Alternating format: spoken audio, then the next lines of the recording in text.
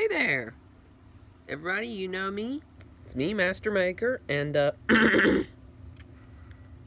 I'm back with this week's newest video topic. Why Thomas and Friends Hero of the Rails had the perfect opening out of all the Thomas movies. Also, yes, it's one of my favorites. One of my favorites next to The Great Discovery and several others. I'm gonna do a review of The Great Race in the future and see if it is still one of my favorites.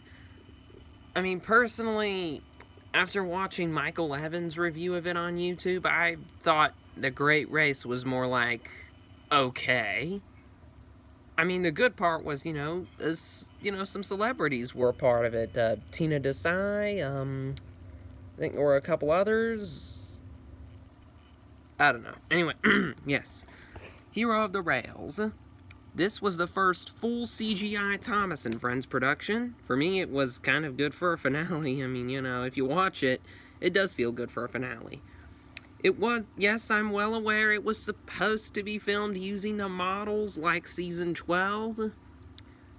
However, I think they were about as far as the script before they decided to do the full CGI switch. So I kind of view this as part of Season 12 because most of the words, the dialogue was written in it. But speaking of the dialogue that's used in it in certain scenes doesn't make it feel like a kid's movie. And the music, too, for the scenes where Thomas and Hero are talking together about how Hero misses his home and Thomas is about to tell Sir Topham Hatt about Hero. Those are some really serious moments for me. And yeah, it's not like anything you'd see in any other kid's show today. Especially with Mattel in charge of Thomas. Whew. I have some very choice words for the direction Mattel has taken the show in, but we'll talk about that another time. But about the opening, the opening was done in the style of a magazine. I had planned to remake it for this video, but due to the timestamp, I couldn't really do that. The opening is perfect for several reasons. Okay, you can see by the cover that it looks like full CGI Thomas. To kids, this just looks like, oh, hey, it's another Thomas model film with, some sort of upgrade or whatever. It looks like another Thomas model film. And if you hit autoplay, the opening kind of obscures the fact. And, but in the opening, since it's done in the style of a magazine, it does indeed look realistic.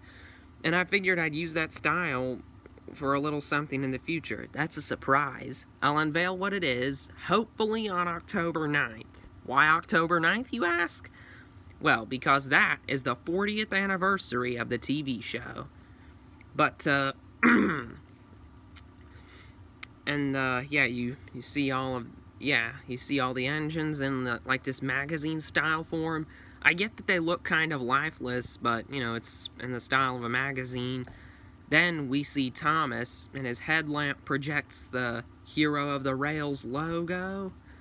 And, another thing is that they don't show Thomas's face for a good majority of the opening. I mean, it's barely visible in that shot on the bridge, way off, but they kind of keep it obscured.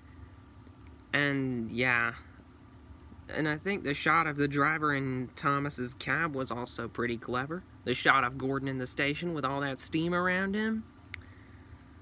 And the opening was really impressive because, indeed, it made them all seem realistic.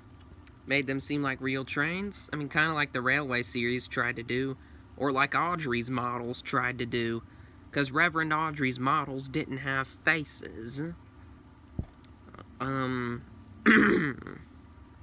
Yeah, Thomas and Friends Hero of the Rails had the perfect opening for those purposes. It makes the trains look as realistic as possible, and it kind of keeps the fact that this is the first full CGI Thomas movie obscured.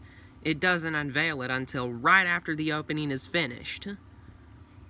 So in other words, they were keeping it a surprise. I mean, adults could obviously tell it was, full CGI Thomas film. But, yeah. Thomas and Friends Hero of the Rails has the perfect opening, and I recommend watching it right now if you can. That's all for now. Goodbye!